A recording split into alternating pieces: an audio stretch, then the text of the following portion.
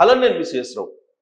ఆంధ్రప్రదేశ్ ప్రభుత్వ ఉద్యోగులు వాళ్ళు పాత బకాయిల కింద 6,200 కోట్ల రూపాయలు ప్రభుత్వం నుంచి తీసుకున్నారు.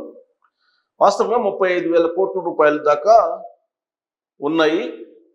విడతల వారీగా మాకు ఇవ్వండి అని చెప్పి చంద్రబాబు నాయుడు గారి దగ్గర వాళ్ళు ఏదో రిక్వెస్ట్ చేశారు. రిక్వెస్ట్ చేసి సరే చంద్రబాబు నాయుడు గారు పాత బకాయిలన్నింటినీ ఇవ్వలేకపోయినప్పటికీ 6,200 కోట్ల రూపాయలను ఇస్తూ ఒక నిర్ణయం తీసుకున్నారు. జగన్మోహన్ రెడ్డి గారు అధికారంలో ఉన్నప్పుడు పాత బకాయిలను అడిగి తీసుకోలేకపోయారు ప్రభుత్వ ఉద్యోగులు. పైగా 1వ తారీఖున మాకు జీతాలు ఇస్తే చాలు, ఇంకేమీ అవసరం లేదని చెప్పి ప్రాధేయపడుతూ గవర్నర్ దగ్గరికి వెళ్ళి వాళ్ళు వినతిపత్రం ఇచ్చారు.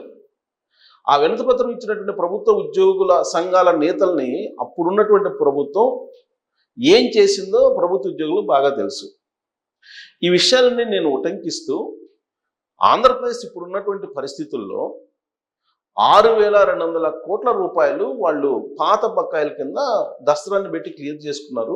చంద్రబాబు నాయుడు గారితో లైజనింగ్ చేసుకొని చంద్రబాబు నాయుడు గారు ఉద్యోగులకి ఎప్పుడు కూడా వాళ్ళ కోరికలను గొంతెమ్మ కోరికలను తీరుస్తుంటారు. కోరికలనే కాదు, ఆయన ఏ విధంగా లైజనింగ్ చేస్తే వాళ్ళ వైపు మళ్ళుతారో వాళ్ళకందరికీ బాగా తెలుసు అనేటువంటి యాంగిల్లో నేను ఒక వీడియో చేస్తూ ప్రభుత్వ ఉద్యోగులు బాధ్యతతో మెలగాలి, కేవలం హక్కుల మీదనే కాదు పోరాటం, బాధ్యతతో మెలగాలి, అవినీతిని తగ్గించాలి కదా, ఎప్పుడన్నా వీళ్ళు అవినీతిని తగ్గించడానికి ప్రయత్నం చేశారా అని చెప్పి నేను ఆ వీడియోలో మాట్లాడుతూ ఆ వీడియోని చేయడం జరిగింది. అలా ఎందుకు చేశానంటే ఇటీవల కాలంలో అనంతపురం జిల్లాలో అనుకుంటాను ఒక 40 సెంట్ల భూమి కోసం ప్రభుత్వ ఆఫీస్కి వెళ్తే లంచం అడిగారు. అక్కడ ఉండేటువంటి తహసీల్దారు అడిగితే ఆ లంచం ఇవ్వలేక ప్రాణం తీసుకునే దానికి అక్కడ ఉండేటువంటి రైతు ప్రయత్నం చేస్తే ఆయన కుమార్తె టీనేజరు ఏడుస్తూ ఉన్నటువంటి వీడియో వైరల్ అయింది మధ్యకాలంలో. అంటే ప్రభుత్వ ఉద్యోగులు ఏ విధంగా కొంతమంది అవినీతికి పాల్పడుతున్నారు అనేదానికి ఆ వీడియో చూస్తే కనుక అర్థమవుతుంది. 1. 2, అందరు కాదు కదా ప్రభుత్వ ఉద్యోగులు, కొంతమందే కదా, వాళ్ళ గురించి మాట్లాడచ్చు కదా అని లాజిక్ తీసుకుంటారు. వీళ్ళు ఎక్కువ మంది అవినీతికి పాల్పడుతున్నారు. ఈ విషయం నేను చెప్పడం కాదు, చంద్రబాబు నాయుడు గారే రివ్యూ మీటింగుల్లో 2 digits దాటిపోయింది అవినీతి అని చెప్పి ఆయన అభిప్రాయపడ్డారు. ఆ విషయం తెలుసుకోవాలి ప్రభుత్వ ఉద్యోగులు. ప్లస్ ఆంధ్రప్రదేశ్ లోటు బడ్జెట్తో ఏర్పడింది. అక్కడ ప్రభుత్వం ఇచ్చినటువంటి హామీలు నెరవేర్చేటువంటి పరిస్థితిలో లేదు.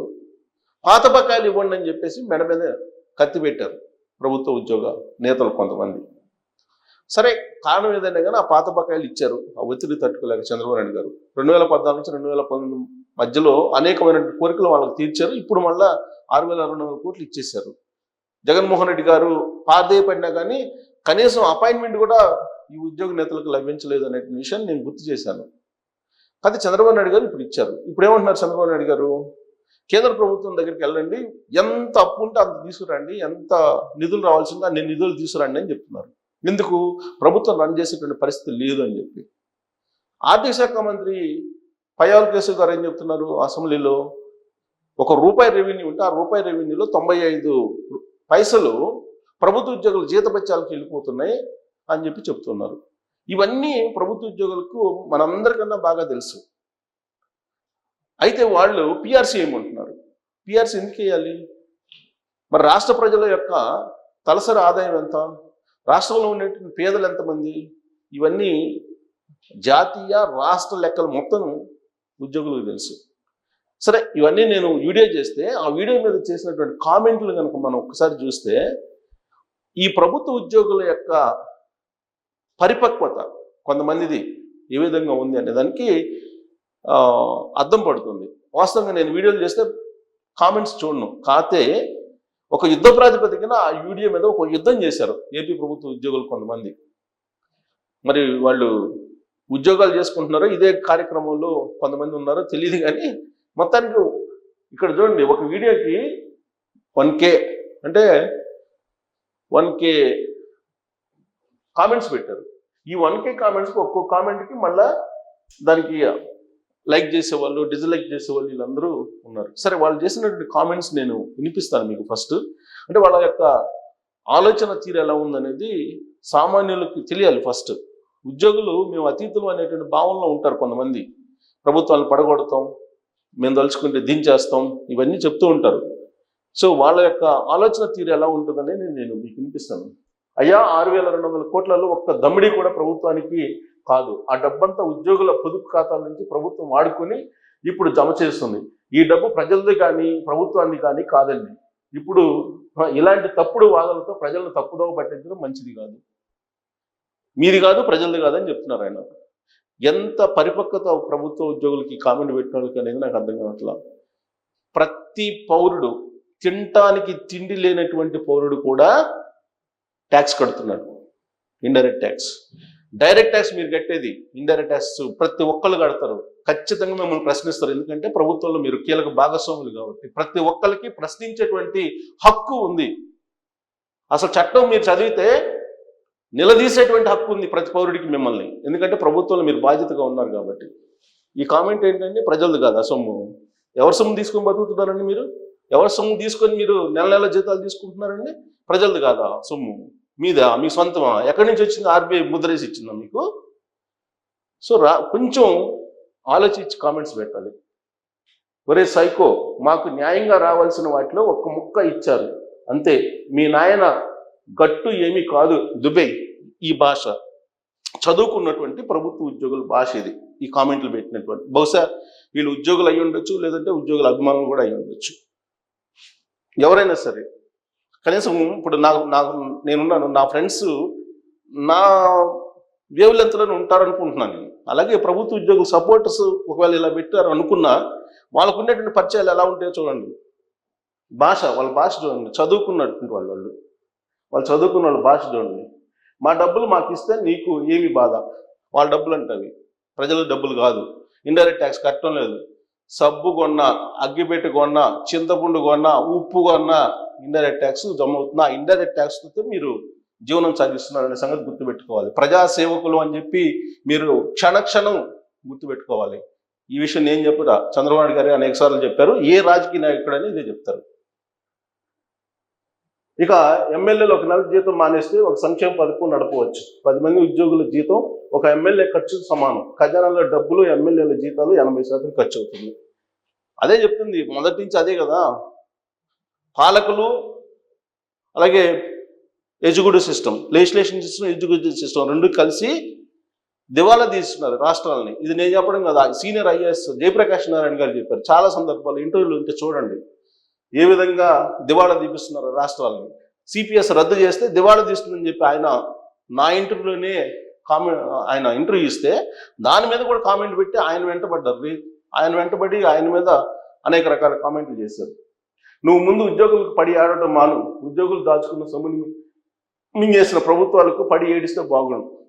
ఇది వాళ్ళ పరిపక్వత, వాళ్ళ భాష చూడండి. నేను వాళ్ళ భాషను చూపించడానికి నేను ఇవి చూపిస్తున్నా.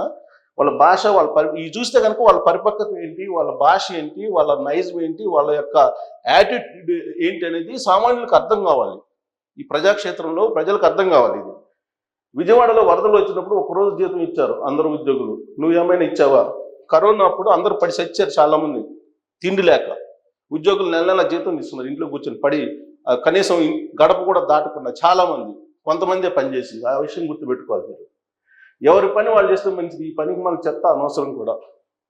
సరే, ఎవరి పని వాళ్ళు చేస్తే, మీ పని నిజంగా కూడా మీ పని మీరు చేస్తే మిమ్మల్ని ఎవ్వరు ఏమన్నా గౌరవిస్తారు. ఇవాళ మిమ్మల్ని వ్యతిరేకిస్తున్నారంటే ప్రజలు, సామాన్య ప్రజలు కూడా మీ లంచగొండితనం, మీరు ఎవరైనా పేదవాళ్ళు వస్తే మీరు వ్యవహరించేటువంటి తీరు, ఇవన్నీ చెప్పాలంటే నేను బుక్ రాయొచ్చు. 27 సంవత్సరాల్లో నేను చాలా చూసా కొంతమంది ఉద్యోగుల యొక్క తీరు ఎలా ఉందనేది. ఆ పర్సంటేజ్ పెరిగింది కాబట్టి మా అలాంటి వాళ్ళ బాధ. అంతకుముందు ఎక్కడో ఉండేవాళ్ళు తులసి వనంలో గంజాయి మొక్కల్లాగా. ఇప్పుడు గంజాయి వనంలో తులసి మొక్కలు ఎత్తుక్కోవాల్సి వస్తుంది. అది అందుకు ఇవన్నీ చెప్తుంది. ఇక ఇది నీ డబ్బు కాదు, ప్రభుత్వం కాదు, ఎవరితో ఆకాశం నుంచి ఊడిపడిందేమో. ఇది చూడండి ఎట్లా రాస్తారు. చదువుకో, మా పిల్లల పెళ్ళిళ్ళు, వాటి అవసరాలు. అది వీళ్ళ భాష, వీళ్ళ ఆలోచన. మీ డబ్బు కాదు మాది అంటారు. ఎక్కడి నుంచి వచ్చింది వీళ్ళకి డబ్బు? ఇన్కమ్ ట్యాక్స్ కట్టచ్చు కదా, విల్లాలు బంగ్లాలు 10 సంఖ్యలో ఉన్న కార్లు ఎవరు కొంటున్నారు? మీరే కదా అధికారులు, అధికార యంత్రాంగం అంతా మీరే కదా. ఒకవేళ అలాంటి వాళ్ళు ఉంటే ఇన్కమ్ ట్యాక్స్ వాళ్ళకి ఏసీ వాళ్ళకి పట్టించచ్చు కదా.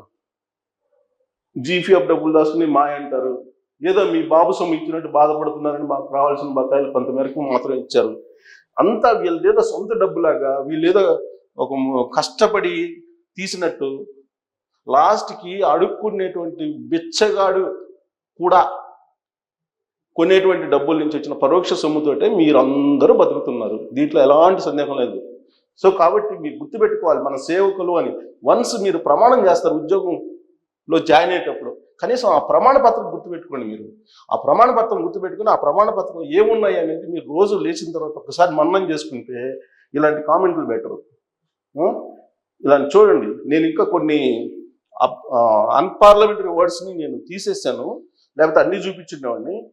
చూడండి ఎంత వల్గర్గా, ఎంత నీచంగా, ఎంత దిగజారుడుతనంగా కొంతమంది కామెంట్లు పెట్టారంటే ఇవన్నీ కూడా ఉద్యోగులు లేదంటే ఉద్యోగులకు సంబంధించినటువంటి సానుభూతి పనులు పెట్టినవి. నిజంగా ఉద్యోగులు అయితే కనుక వాళ్ళు ఈ కామెంట్లు పెట్టి గర్వపడతారు, ఈ సమాజంలో వాళ్ళు ఉన్నందుకు తలదించుకుంటారు. ఇక వాళ్ళ ఇష్టం, అది వాళ్ళకు వదిలేయాలి మనం. చూడండి, ఈ నా కామెంట్స్కు స్పందించిన వాడు పనికి మాలిన చౌట. ఈ వీడియోలు యూట్యూబ్లో ఏదో వాళ్ళ ఇష్టం. అసలు వాళ్ళు పెట్టినటువంటి కామెంట్స్ని చూస్తే వాళ్ళ యొక్క ఆలోచన తీరు, వాళ్ళ మైండ్ సెట్ ఎలా ఉంది, వాళ్ళు చదువుకున్నటువంటి వాళ్ళ, లేకపోతే చదువుకోకుండా దొంగ సర్టిఫికెట్లు పెట్టిన వాళ్ళ, లేకపోతే వాళ్ళు పెరిగిన వాతావరణమా ఏంటనేది అర్థం కావట్లేదు నాకు వీళ్ళ మైండ్ సెట్. ఎందుకంటే జనరల్గా ఏదైనా వీడియో పెట్టినప్పుడు రకరకాల వాళ్ళు ఎంటర్ అయ్యి కామెంట్లు పెడుతుంటారు.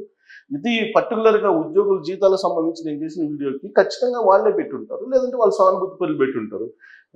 వాళ్ళు పెట్టినటువంటి కామెంట్లు చూడండి ఇవన్నీ నేను చూపిస్తున్నాను. దాదాపు 1K పెట్టారు. అంటే ఉద్యోగుల్లో ఆల్మోస్ట్ ఒక 4% పెట్టి లైక్లు చేశారు కొంతమంది. అవన్నీ లెక్కేసుకుంటే ఆల్మోస్ట్ 50% పెట్టి ఉంటారు. చూడండి, నేను చదివి వినిపించట్లేదు మీకు.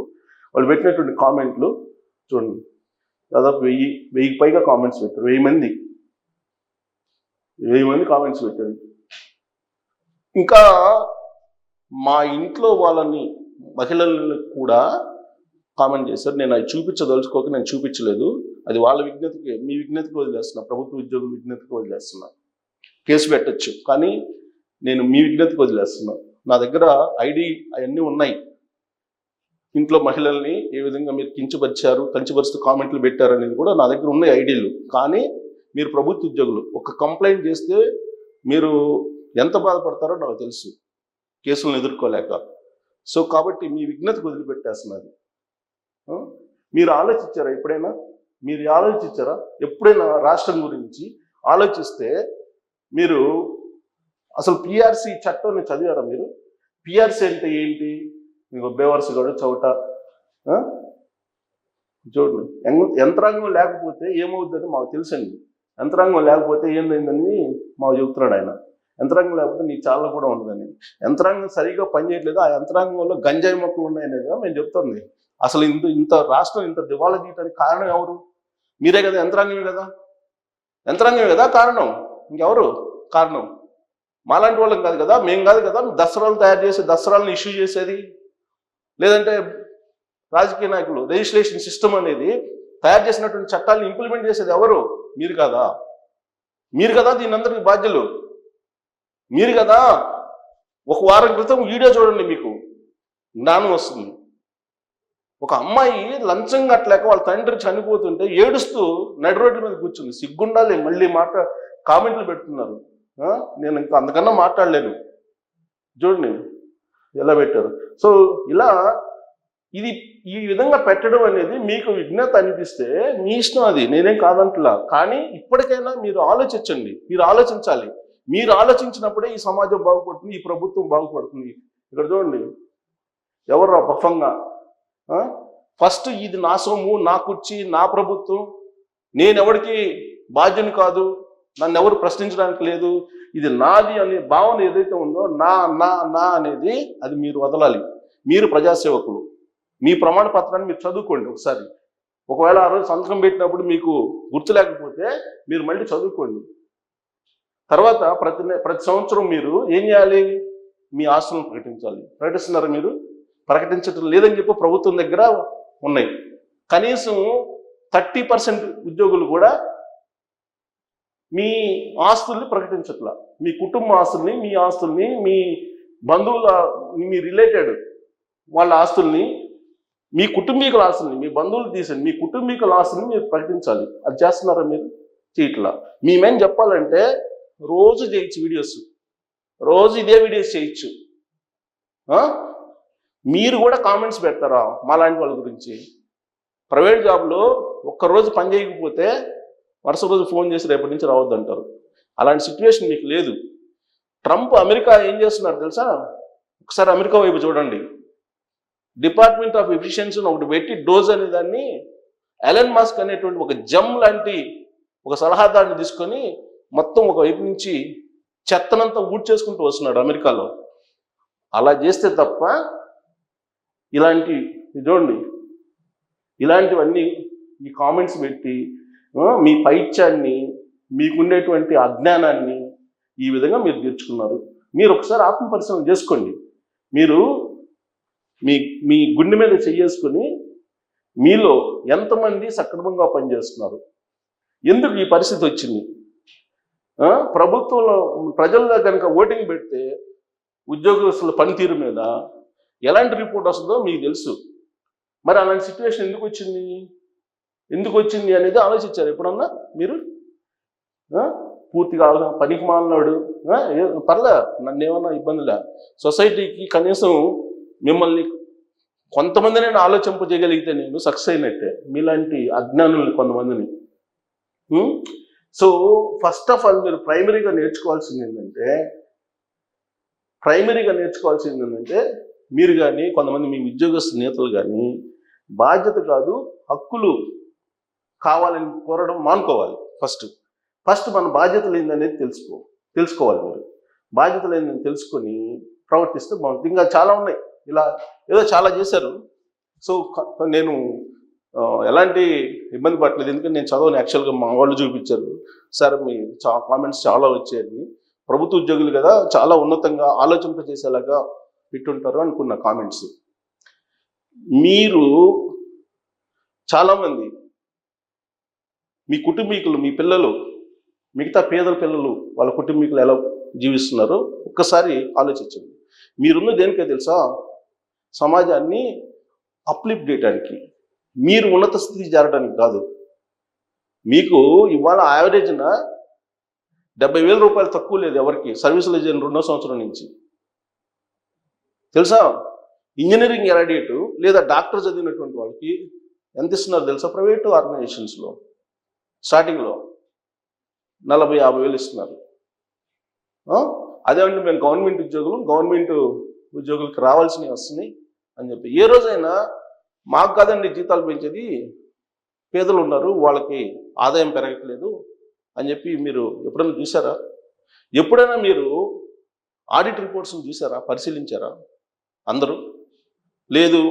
అసలు మన రిచ్ పూర్కి మధ్య గ్యాప్ ఎంత ఉంది మన స్టేట్లో? మీకు ఎవరికైనా మానవ అభివృద్ధి సూచిక అని ఉంటుంది, హ్యూమన్ ఇండెక్స్ అని. హ్యూమన్ ఇండెక్స్ చూసినటువంటి వాళ్ళు ఈ కామెంట్స్ పెట్టరు, ఎవ్వరు పెట్టరు. హ్యూమన్ ఇండెక్స్ని చూసి దాన్ని అవగాహన చేసుకున్న వాళ్ళు ఎవ్వరు ఇలాంటి కామెంట్స్ పెట్టరు. హ్యూమన్ ఇండెక్స్ని చూస్తే మీకు ఇచ్చేటువంటి జీతాలు, పేదోడు పడేటువంటి బాధలు ఏంటంటే కళ్ళకు కట్టినట్టు ఉంటుంది. ఇప్పుడున్నటువంటి ప్రభుత్వాలు ఏం చేస్తున్నాయి అంటే అందరికీ కళ్ళు గంతలు కడుతున్నాయి, కట్టి జీడిపి లెక్కలు చూపిస్తున్నాయి, తలసరి ఆదాయం చూపిస్తున్నాయి. తలసరి ఆదాయం అంటే ఏంటో తెలుసా? మీరు సంపాదించేటువంటి డబ్బులు సంవత్సరానికి ఒక 20 లక్షలు ఉంటే, అంటే అఫీషియల్గా మీకు వచ్చే జీతాలు, లేదా 15 లేదా 10 లక్షలు ఉంటే, అనఫిషియల్గా తీసి సంపాదించింది పక్కన పెట్టండి. 10 లక్షల రూపాయలు మీరు అఫీషియల్గా సంపాదించినవి ఉంటే, పేదోడు రెక్కాడితే కానీ డొక్కాడినటువంటి పేదోడు కూడా మీరు సంపాదించిన డబ్బులో వాటా వేస్తారు వాళ్ళు తలసరి ఆదాయంలో. అతని సంపాదన కాదు, తినడానికి తిండి ఉండదు. మీరు సంపాదించినటువంటి 10 లక్షల్లో అతను కూడా సంపాదించినట్టు లెక్కేసి తలసరి ఆదాయం కింద చూపించి కళ్ళకు గంతలు కడుతున్నారు. అదే హ్యూమన్ ఇండెక్స్ని కనుక చూస్తే రాష్ట్రం ఏ పరిస్థితిలో ఉంది, మనం అసలు డిమాండ్ చేయొచ్చా పిఆర్సీని, లేదంటే బకాయిల్ని ఎందుకు చెల్లించలేకపోతుంది ప్రభుత్వం? ఈ బకాయిలన్నింటిని మళ్ళీ తిరిగి రాబట్టాలంటే ప్రజల మీద ఎంత భారం వేయాలి, భారం వేస్తే వాళ్ళ పరిస్థితి ఏంటి అనేది రెండో యాంగిల్ కూడా ఆలోచించాలి కదా. మీకు రావాల్సినటువంటి బకాయిలు ఖచ్చితంగా ఇవ్వాల్సిందే. ఏం బకాయిలు అవి? మీ డిమాండ్స్, మీ కోరికలు ఎక్కువైపోయి ఆ బకాయిలు పడ్డారు అని నేను చెప్పడం కాదు, ఆర్థిక మంత్రి చెప్తున్నారు. జీతభత్యాలకి పోతున్నాయి డబ్బులన్నీ. మరి మీరు పెంచుకున్నారు చేతిలో, మీరు ఆ సంఘటిత రంగం కాబట్టి అసంఘటిత రంగంలో ఉండేటువంటి కొన్ని లక్షల మంది ఏమైపోతారు, కొన్ని కోట్ల మంది. మీరు తెలుసో తెలీదు సోమాలియాలో ఎలాంటి పరిస్థితి వచ్చిందో. రిచ్కి పూర్కి మధ్య గ్యాప్ పెరిగిపోయి ఇళ్ల మీద పడి దోచుకునే పరిస్థితి వచ్చింది. సో ఇలానే మీరు వెళ్తూ ఉంటే రాబోయేటువంటి రోజుల్లో భవిష్యత్తులో అదే జరుగుతుంది. దానికి మీరు ఓకే అలా వచ్చినా పర్లేదు, ఇప్పుడు ప్రస్తుతానికి మేము లక్షల జీతాలు తీసుకుని మేము లంచాలకి ఇవ్వకుండా పని చేయము, లంచాలు పాటికి లంచాలు ఇవ్వాల్సిందే, జీతం మటుకు జీతం ఇవ్వాల్సిందే, బకాయిల పాటికి బకాయిలు మాకు రావాల్సిందే, మీరు ఏమైపోయి ప్రభుత్వం ఏమైపోయి అని చెప్పి అనుకుంటే మీ ఇష్టం. అది మీ విజ్ఞతకి, మీ ఆలోచనకి వదిలిపెట్టేస్తున్నారు. ఈ పరిపక్వత లేనిటువంటి ఈ కామెంట్స్ని చూసిన తర్వాత నేను వీడియో చేయాలనిపించింది. మీరు ఒకవేళ ఎవరన్నా బాధపడి ఉంటే నేనైతే ఆవేదన చెందుతా, మీరు బాధపడి ఉంటే. బట్ ఆలోచించండి, మీరు ఆలోచించి మీ ప్రమాణ పత్రాన్ని ఒకసారి చదువుకోండి. ప్రభుత్వానికి మీరు ఉద్యోగంలో చేరేటప్పుడు ఇచ్చిన ప్రమాణ పత్రాన్ని, దానికి గనక మీరు కనీసం 50% న్యాయం చేసినా మిమ్మల్ని ఏమంటానికి లేదు, మీ బకాయిలు ఇవ్వాల్సిందే. మరి ఎంతమంది ఆ విధంగా చేస్తుంటారో మీరు ఆలోచించుకోండి. ఇప్పటికైనా ఆ కామెంట్లు ఒకసారి చదువుకోండి, మీరు కూడా చదువుకొని ఉద్యోగం, ఈ కామెంట్లు పెట్టినట్టు ఉద్యోగులు కానీ వాళ్ళ సానుభూతి పరులు లేదంటే వాళ్ళ ఫాలోయర్స్ ఎవరైతే ఉన్నారో వాళ్ళ థింకింగ్ స్టేటస్ ఏంటనేది మీరు కూడా అంచనా వేసి మళ్ళీ కామెంట్లు పెట్టండి. Thank you.